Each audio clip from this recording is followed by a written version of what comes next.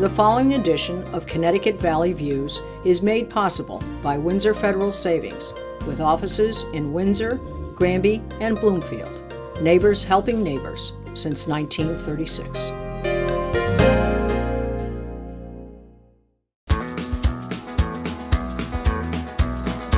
On the road again, going places that I've never been, seeing things that I may never see again. I can't wait to get on the road again.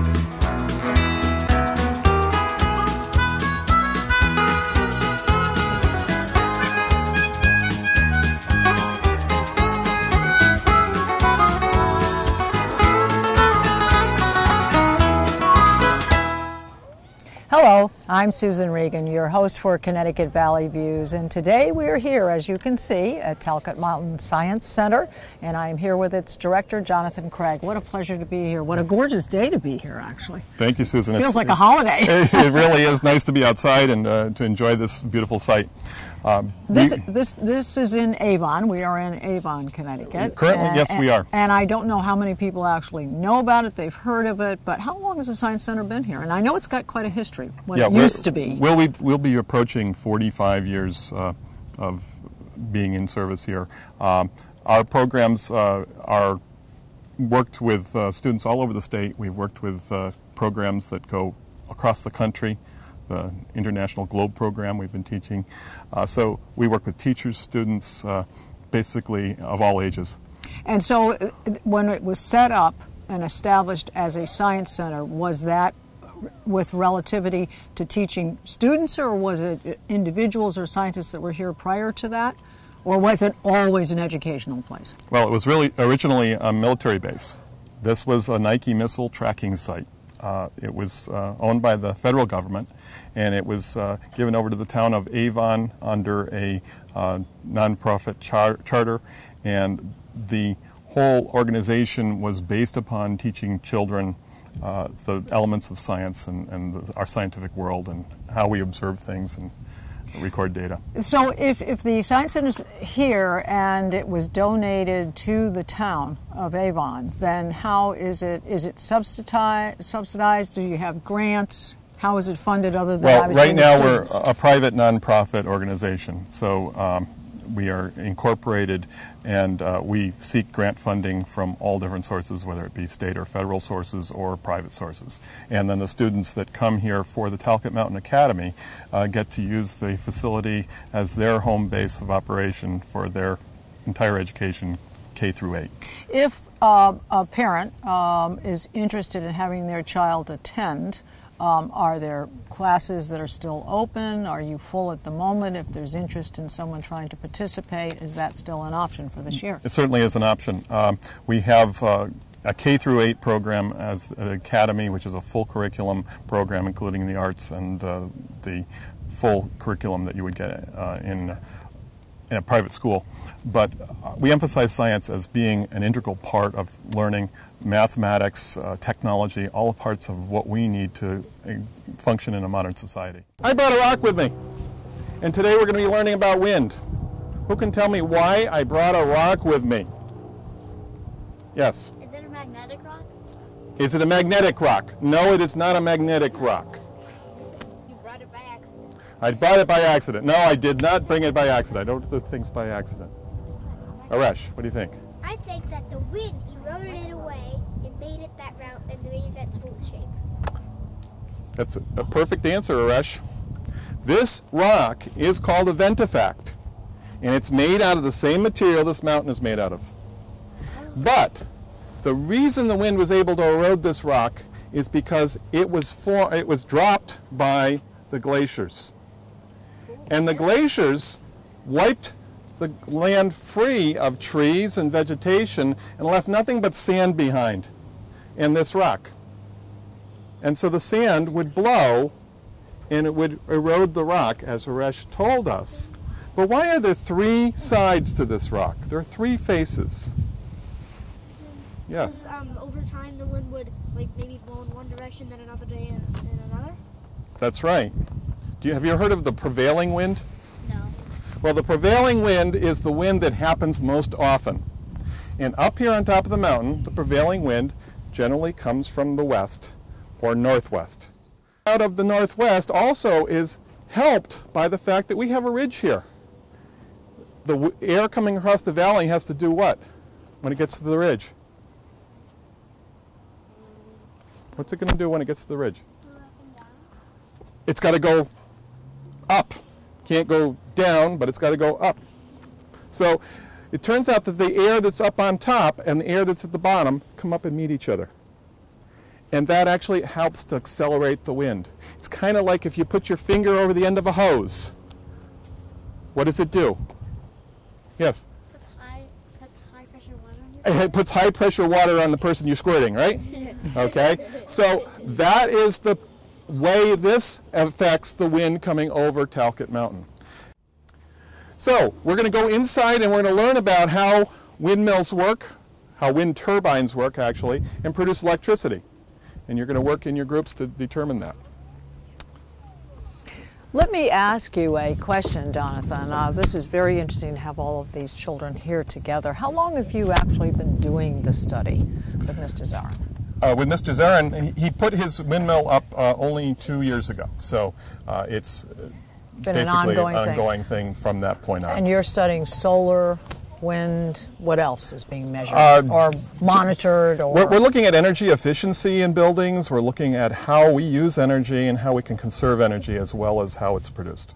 This thing to be able to do something that's not only educational for them and a learning process for them, but ultimately to do something for the public at large. That's right. We think real problems are best studied as education pieces because the kids can relate to them and take them back to home and into their lives. And actually, yes, and that actually is integrated into their families, and the word goes out, and more that people are aware of it. Now, if people are interested, we're going to give you a website later, but if people would like to donate money to help fund the project, is that possible? That is possible, yes. All right, well, that would be an interesting point to make, so we will cover that before the show's over. Okay. Well, we'll go inside. Okay, we all ready?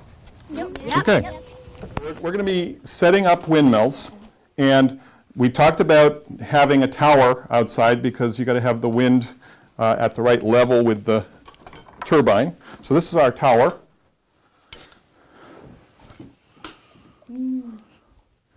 And you're going to need a turbine, which is a form of generator. And Mrs. Gibb talked about generating electricity, how you need magnets and coils of wire, right? So a motor is made with magnets and coils of wire. When you spin the motor and actually turn it, it's actually creating electricity. If you hook it up to a battery, it uses electricity. So it can work both ways. Okay, so that's going to be your turbine. This is the hub which supports the windmill. I'm going to put that on there, and that will spin. So we'll set up our turbine like this first and get the hubs. You're going to need 2 clip leads, a black one and a red one. You're going to need a meter. This is called a multimeter. We're going to be measuring voltage. You can measure amperage, voltage, resistance in ohms, but we only want to measure voltage. Okay? That way we have, what we do is control the variables. Everybody know what a variable is? What is it? A variable is something you could change. Something you can change that does what? It changes the results of the experiment. It changes the results, okay? So if you have too many variables, what happens? What do you think? The results are not correct. Well, they might be, the results might be correct, but can you tell which variable did what? No. So by controlling variables, you can say, okay, I got rid of this one, I got rid of that one, we know that doesn't do it. This is the one that changes things, okay? So we're going to be affecting different variables to make a better wind turbine. Okay, there has to be somebody keeping track of what you're doing, so you're going to keep a record. I've made up a chart that shows you the degrees, and there's trial number 1, trial number 2, trial number 3. Degrees are going to be the angle of the blades. Okay, and I'll show you how to do that in a minute. The other thing you might want to change are the number of blades. But if you change angles and numbers at the same time, remember the variables will confuse each other. So you might want to decide on trying several angles with one group of number of blades. Okay, this paper allows you to record results, but also you might want to make some comments like, gee, as I did something, put more blades on, I got more or less electricity. You can put those kind of comments down if you like. All right? So set up your tower. What's in it? There you go. Thank you. Okay? Everybody's going to get a fan, and you're going to get to use it on high. Okay? So you get to use the high-speed wind. If you did low-speed wind, we could test different wind speeds, but let's try to keep that constant for everybody. Look at where your fan is, and look at where your windmill is. Okay? It's got to be in line with where the wind's coming from, and you can raise it or lower it according to where the fan is. Okay? Have all of you used a protractor before? No. Some of you have, some of you haven't. Okay, if you have, you can help the others on how to use this, but a protractor measures angles, okay? And angles are measured in degrees. So your problem is to figure out the best angle between 0 and 90 that will make this work the best. The way you're going to measure that is by the amount of millivolts that are produced on your meter. I'm going to take this off of here, and you're going to put it like that to measure. So each one is going to be pointing up from the table from that point. You've got to loosen it first. Yep. So you guys have a problem. You have a blade going this way and a blade going that way. And guess what? This one's pushing this way, and this one's pushing that way. Well, yeah, you might want to change that. Why? Or else it won't work. Yeah, it's basically one working against the other. No, 499. No, It's 500. it's over 500. It's 550 something. I saw 520, 530. So 530, about 535. Yeah, we tighten it. Not too tight. It's all 50 degrees. Now you have 4 blades at 50.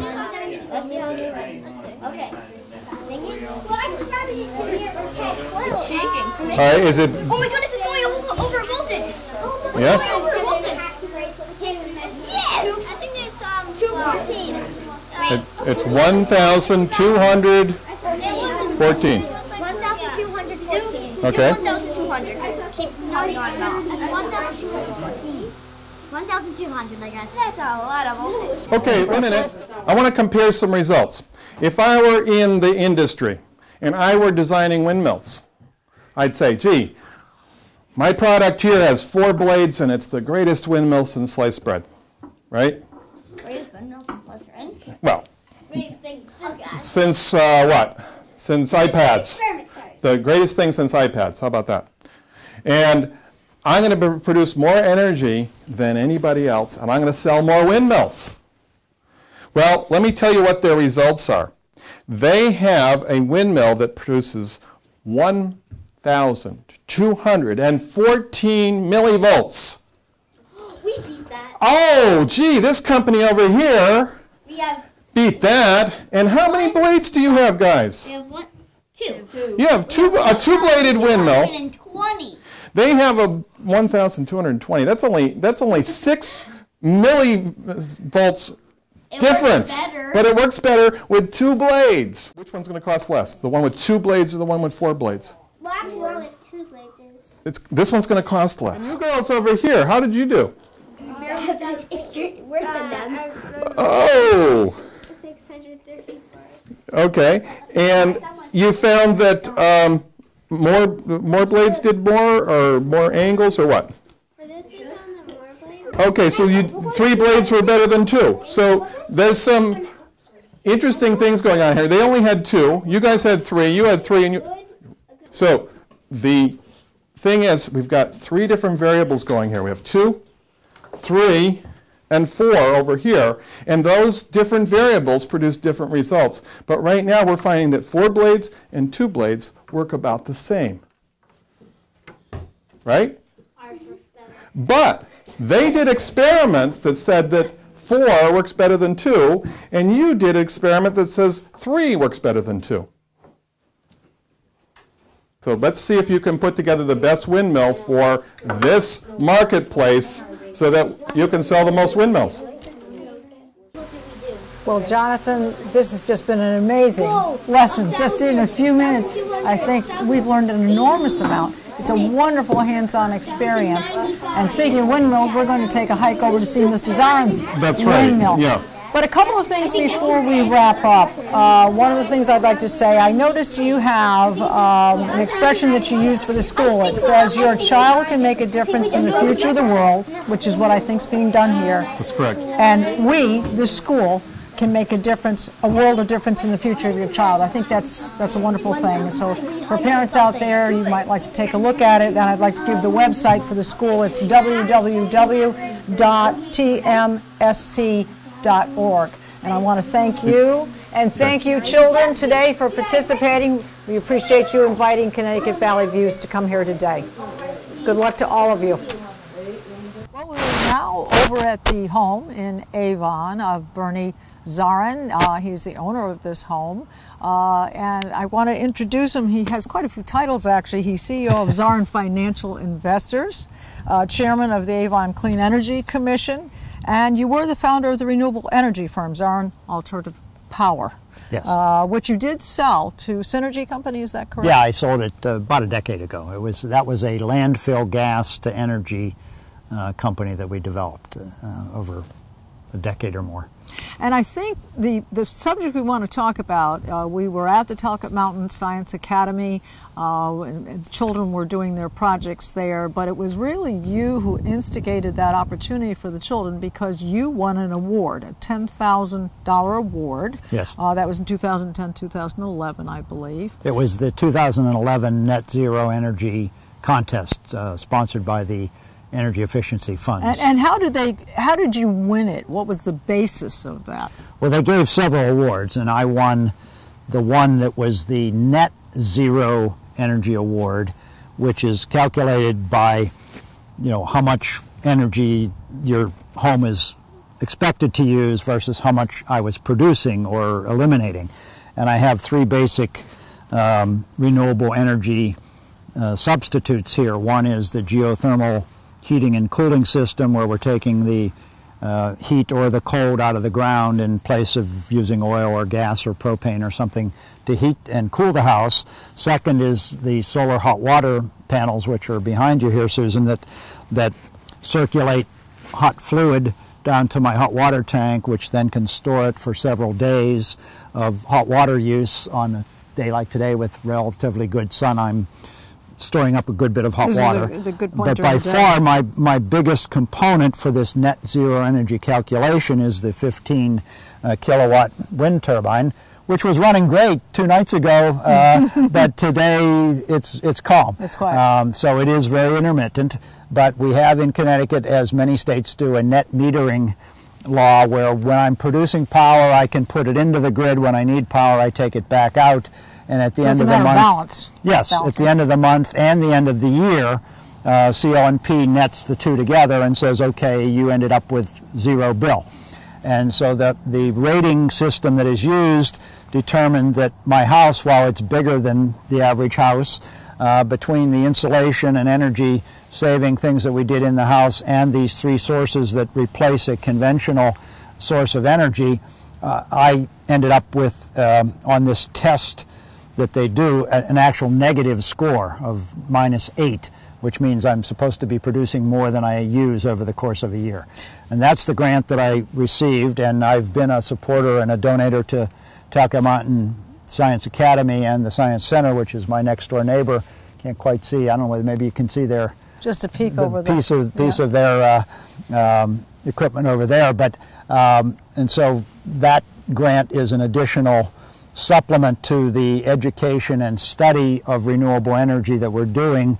They have posted daily on their webpage the output from my windmill and the output from their solar photovoltaic electric generation over there. So we have a real-time teaching element for Well, what's so their great about students. it for the kids is they're doing the testing over there. They can actually identify it with a real living project that's yes. going on. Connecticut does not have a lot of great places for wind energy, but this one, for at least this small unit, was pretty ideally suited. And I think you won the award, but this house was built in 1961. You bought it in 1999. You really expanded it from approximately 3,300 feet to over 5,000 square feet. Right. So energy efficient as it is to maintain itself. I think the key thing to talk about here is how we're going to make the stretch from what you've developed, obviously invested a great deal of money. I think we need to look at the reality of what our viewers and the people who are interested in going forward with solar energy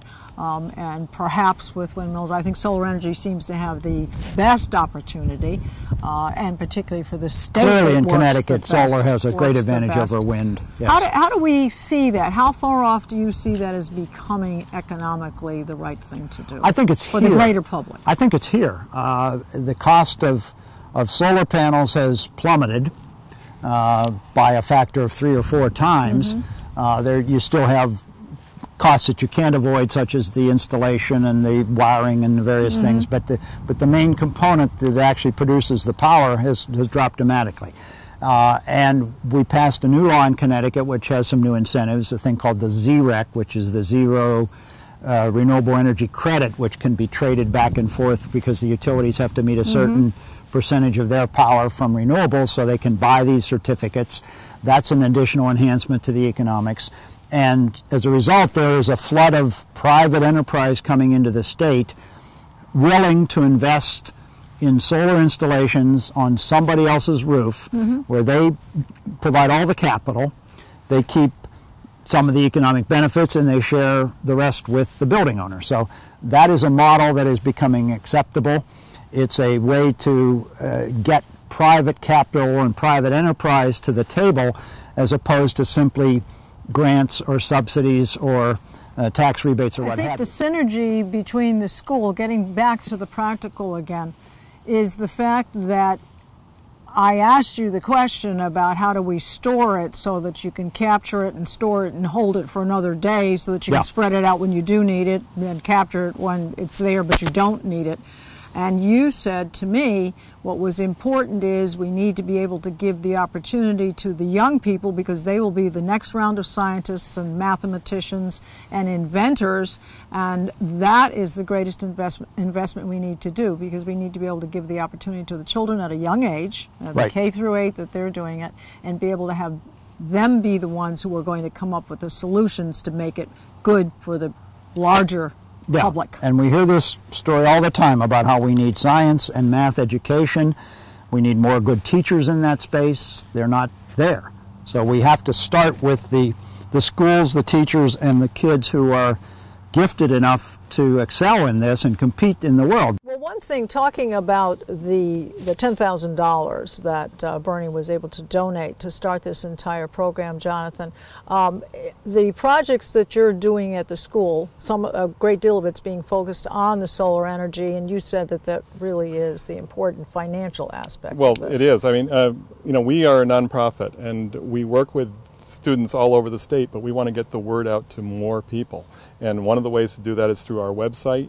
One of the ways is to get more activities and educational opportunities. And with the resources that Bernie has committed to this helps us in our mission in terms of getting that word out.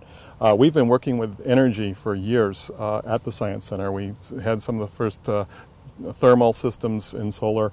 We've had hot water systems, and I applaud Bernie for what he's doing in bringing wind energy to this great site, and the solar thermal and the photovoltaics and things like that are technologies that people really don't have a great understanding of. And I think that's our mission, is to get that understanding out there. And to between the study and the outreach that we hope the Science Center and the Academy in particular can do through their students, you know, I built a bigger house, and I wanted to prove that you could still be sustainable and have a bigger house. Jonathan was one of the early pioneers in a smaller passive solar house at his own home. But between the school and here, we have, I think we have at least 7 different technologies. Both places we've dealt with the the measurement of when we lose energy and why we lose it and how to do it. And you know, let's throw in a pitch for Avon.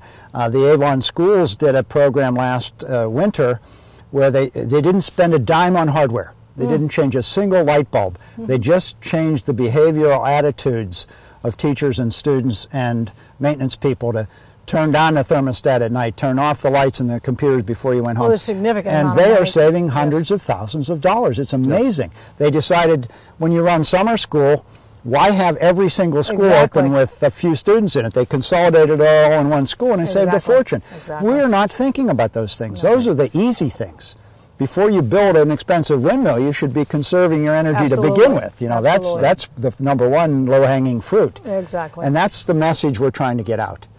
And if we don't educate our kids, the next generation won't be even aware of how wasteful we can be with our energy. Right. The Talcott Mountain Science Academy, albeit very small, is spectacular. I mean, they win way disproportionate to their size in the Connecticut Science Fair or the innovations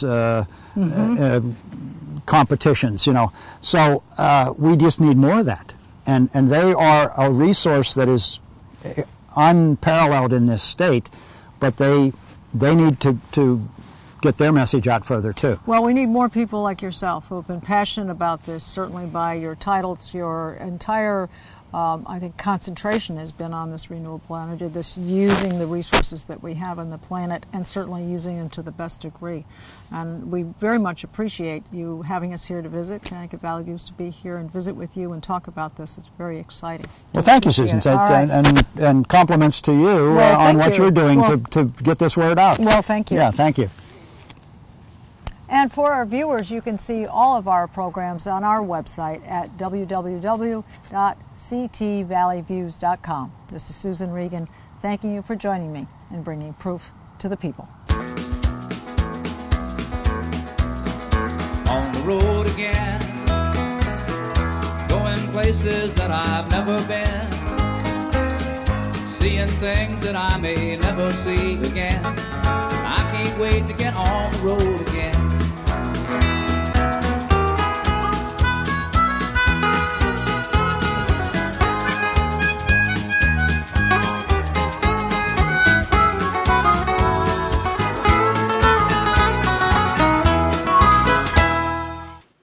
Our thanks to Windsor Federal Savings for making this program possible. Neighbors helping neighbors since 1936.